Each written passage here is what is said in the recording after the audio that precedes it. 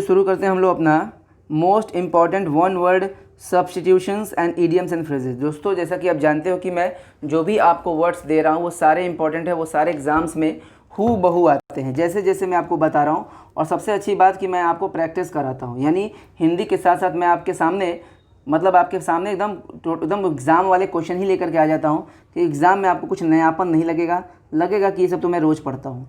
तो आओ भाई शुरू करते हैं। कह रहा है कि a piece of writing full of words more than required. इसका हिंदी समझना है हमें। कह रहा है ए पीस ऑफ राइटिंग का मतलब होता है कोई भी एक लेख। ए पीस ऑफ राइटिंग का हिंदी होता है कोई भी एक लेख। कोई भी एक लेख, कैसा लेख? तो फुल ऑफ वर्ड्स, शब्दों से भरा हो, मोर देन रिक्वायर्ड।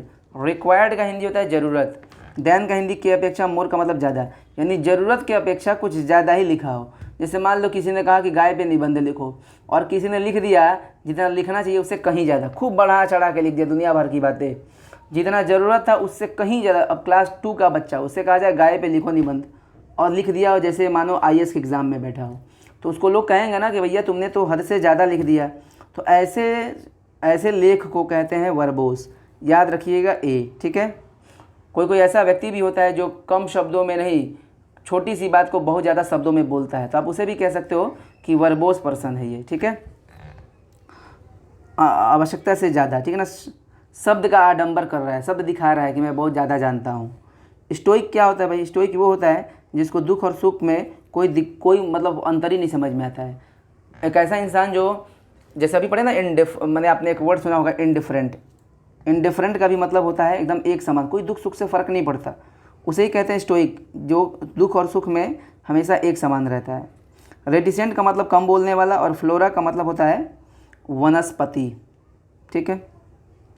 कह रहा है कि a drug which produces sleep, मतलब एक ऐसा ड्रग का मतलब दवा होता है जो उत्पन्न करता है नींद, यानी जिसको खा लेने से नींद आ जाए, यानी कोई नशीला पदार्थ या कोई भी नींद लेने वाली दवा, नींद दिलाने वाली दवा को एक शब्द में क्या कहते हैं? 4 ऑप्शन है।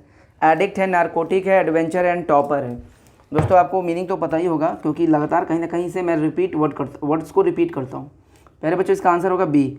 नारकोटिक का मतलब होता है कोई भी नशीला पदार्थ या कोई भी दवा जिससे नींद प्रोड्यूस हो, नींद आ जाए। कह रहा है तीसरा, बहुत ये भी फेमस है, दैट वह चीज़ विच मतलब वह चीज़ जो आउटडेटेड है। आउटडेटेड माने अप्रचलित, जो अब यूज में ना हो, या आउट ऑफ यूज, उसी को कहते हैं। आउटडेटेड को ही आउट ऑफ यूज कहते हैं, इसलिए और लगाया है। तो एक ऐसी चीज़ जो आउटडेटेड हो चुकी है, यानी अब वो प्रचलन में नहीं है, पुराना हो चुका है, अब वो यूज़ में नहीं होता है, उसे एक शब्द में क्या कहते हैं? जैसे अपडेट है, लोकेसेस है, स्पीकर है और ऑब्सोलीट है। तो प्यारे बच्चों ये वर्ड बार बार एग्जाम में घूमता रहता है, इसका आंसर क्या होगा? आंसर होगा डी, ठीक है।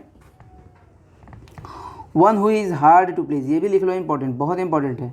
प्लीज़ का हिंदी होता है खुश करना। प्लीज़ का हिंदी क्या होता है? खुश करना। हार्ड माने कठिन। वन एक इंसान, हु मतलब जो, इज हार्ड जो कठिन है, खुश करना। इसका मतलब है कि एक ऐसा इंसान जिसको खुश करना बहुत ही कठिन हो, आप उसे खुशी नहीं कर सकते। जैसे अगर आपका कोई दोस्त है, आप उसके सामने बहुत अच्छी अच्छी बातें कही, लेकिन उसको कोई फ़र्क नहीं पड़ता, उसको कहेगा कि नहीं मुझे अच्छा नहीं लगा। आपने उसके लिए बहुत अच्छे अच्छे ड्रेस ला के खरीद के दे दिए, तो उसको अच्छा ही नहीं लगेगा। उसको खुश करना बड़ा ही मुश्किल है, वो जल्दी खुश ही नहीं होता है। जैसे घर में कोई नटखट बच्चा है, शरारती बच्चा है, उसके लिए चाहे आप कितना भी खिलौना ला दो, वो जल्दी खुशी नहीं होता है। तो ऐसे इंसान को क्या कहते हैं भाई? जिसको खुश करना बहुत ही मुश्किल हो, उसे कहते हैं सी, फास्टिडियस। याद रखिएगा, ठीक है, बहुत इंपॉर्टेंट है। अगला है हमारा कि not to be qualified for the post, मतलब नॉट टू बी क्वालिफाइड, योग्य न होना, फॉर द पोस्ट, किसी पोस्ट के लिए। यानी अगर कोई व्यक्ति किसी पोस्ट के लिए क्वालिफाइड नहीं है, योग्य नहीं है, दक्ष नहीं है, तो उसे हम एक शब्द में क्या कहेंगे? इनकैपेबल है, इनएलिजिबल है, ओलिगार्की है, डेमोक्रेसी है। प्यारे बच्चों बहुत ही सिंपल है, जो जल्दी में रहेगा वो ए लगा लेगा। इनकैपेबल का मतलब होता है अयोग्य, वो किसी काम में भी हो सकता है, लेकिन किसी पोस्ट के लिए अगर अयोग्य है तो उसके लिए आप, किसी भी नौकरी पोस्ट के लिए, पद के लिए अयोग्य है तो आप बी लगाओगे, इनएलिजिबल, ठीक है, बहुत बढ़िया। अब आते हैं इडियम्स एंड फ्रेजेस पर। रोज़ 5 आपको पढ़ाता हूँ मैं, ठीक है। टू फॉल फ्लैट, बहुत अच्छा क्वेश्चन है ये, ऑप्शंस के हिसाब से आंसर लगाना होता है।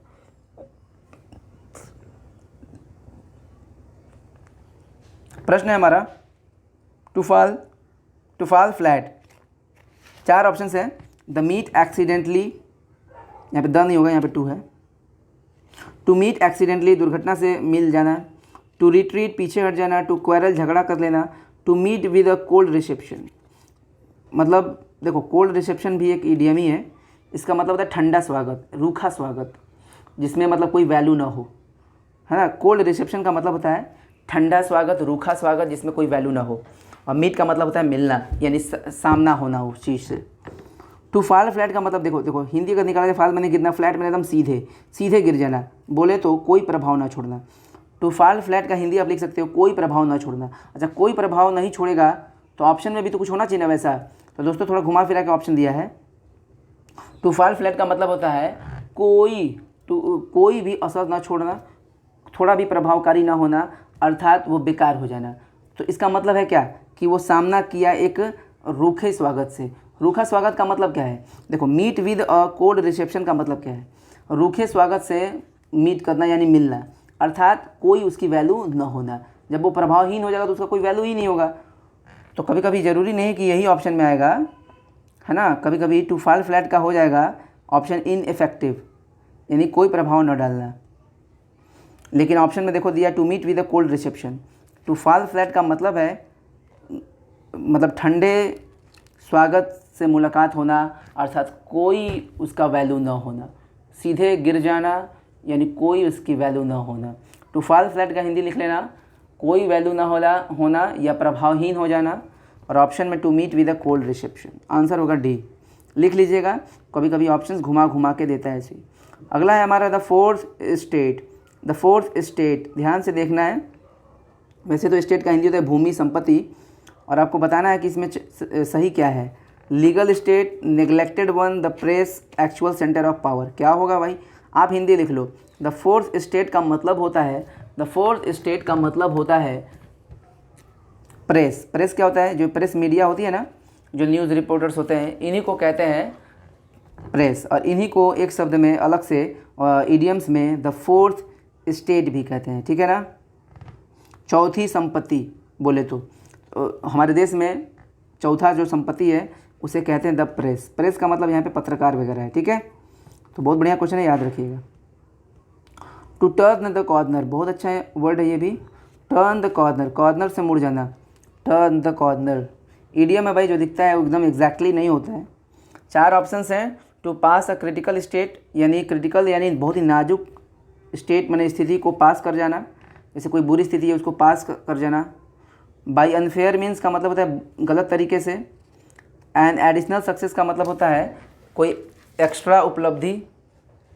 और लास्ट क्रिएशन का मतलब होता है अंतिम रचना। तो फिर होगा क्या प्यारे बच्चों, पहले आप हिंदी समझो, लिखो इसका। टू टर्न द कॉर्नर का मतलब होता है किसी भी बुरी स्थिति को पार कर जाना, किसी भी बुरी स्थिति को पार कर जाना या उसमें सफल हो जाना। तो भाई इसका आंसर होगा A, to pass a critical state, यानी क्रिटिकल मैंने बहुत ही नाजुक, बहुत ही गंभीर स्टेट मैंने स्थिति को पास कर जाना, ठीक है। जरूरी नहीं कि यही ऑप्शन में आएगा, मैंने हिंदी बता दी, ऑप्शन घुमा फिरा के भी तो दे सकता है, इसलिए आपको हिंदी समझना जरूरी है। कट थ्रोट कंपटीशन, इसका क्या मतलब है भाई। कट माने काट देना, थ्रोट माने गला, कंपटीशन माने प्रतियोगिता। तो गला काट प्रतियोगिता, गला काट प्रतियोगिता में क्या होता है कि हर इंसान एक दूसरे से आगे बढ़ना चाहता है, चाहे जैसे चाहे तैसे, मतलब किसी भी प्रकार से भले ही किसी के सामने वाले का नुकसान हो जाए लेकिन आगे बढ़ना चाहता है। और ऐसे ही कंपटीशन को कहते हैं कट थ्रोट कंपटीशन, जिसे हम लोग कहते हैं रैट रेस भी। रैट चूहे की दौड़, गला काट प्रतियोगिता, रैट रेस। रैट रेस भी कहते हैं कट थ्रोट कंपटीशन को, लेकिन डायरेक्ट पूछा है कट थ्रोट कंपटीशन यानी गला काट प्रतियोगिता, तो भाई इसका आंसर होगा डी, टफ कंपटीशन। एकदम माने एकदम बहुत ही टफ कंपटीशन है, मतलब लोग एकदम एक दूसरे को मारने पर उतर जा रहे हैं, बहुत टफ कंपटीशन है, एकदम बारीकियां हैं। बहुत लोग ऐसे हैं जो कि एकदम माने करीब हैं जीत के, सब लोग दक्ष है और उसमें बहुत ही मतलब टफ है वो चीज़, कंपटीशन, ठीक है। वैसे नो कनेक्शन तो होगा नहीं, नो कंपटीशन होगा नहीं। मोनोपोली मार्केट मतलब होता है एकाधिकार बाजार, मतलब सिर्फ एक ही व्यक्ति का अधिकार होगा उस बाज़ार पे। ऑब्जेक्टिव कंपटीशन माने साधारण प्रतियोगिता, तो जी नहीं। कट थ्रोट कंपटीशन का मतलब होता है बहुत ही tough competition. Heart and soul, बहुत अच्छा आइडिया है भाई। वैसे तो हार्ट एंड सोल का मतलब होता है कम्प्लीटली, यानी पूर्ण रूप से। जैसे मैंने याद कर लिया पाठ को, I learned the lesson heart and soul completely. तो कम्प्लीटली याद कर लिया है, इसका मतलब क्या, दिल से याद किया या आत्मा से याद किया। हार्ट एंड सोल एकदम दिल और आत्मा से याद किया है, तो फिर होगा क्या, रिपीटेडली इरेगुलरली, जेन्युइनली, डिवोटेडली। तो भाई इसका मैं मतलब बता दूँ, डिवोटेडली का मतलब होता है एकदम सच्ची लगन से। तो सच्ची लगन से याद करोगे तभी तो पूरा याद होगा। तो पूर्ण रूप से, हार्ट एंड सोल का मतलब होता है पूर्ण रूप से, और पूर्ण रूप से मतलब होता है सच्ची लगन से, है ना। तो थोड़ा सा घुमा फिरा के दिया है। ऑप्शन में कंप्लीटली भी आ सकता है, लेकिन नहीं दिया है तो आंसर होगा डी। वैसे जेन्युइनली का हिंदी होता है वास्तविक रूप से, ठीक है। इरेगुलरली, अनियमित रूप से। रिपीटेडली का मतलब होता है लगातार, बार बार। तो इसका आंसर क्या होगा, हार्ट एंड सोल का मतलब होता है एकदम दिल और आत्मा से बोले तो एकदम एकदम डिवोटेडली, एकदम उसमें समर्पण के साथ। डिवोटेडली का मतलब होता है एकदम समर्पण, एकदम उसमें डूब जाना। तो सिंपल है, दिख भी रहा है, हार्ट एंड सोल एकदम दिल और आत्मा के साथ। नहीं कहते कि दिल और आत्मा के साथ एकदम घुस के पढ़ो, बोले तो डिवोटेडली, एकदम समर्पण के साथ पढ़ो। डिवोटेडली, कंप्लीटली, पूर्ण रूप से, समर्पण के साथ, डिवोटेडली। तो आंसर होगा डी। दोस्तों जैसा क्वेश्चन आता है वही बता रहा हूँ मैं, ठीक है। तो आपको प्रैक्टिस करना पड़ेगा, ऐसे ही आता है, पढ़ते पढ़ते पढ़ते आपको बहुत अच्छी फीलिंग आने लगेगी एक समय बाद, ठीक है। तो मेहनत करिएगा। Thank you very much.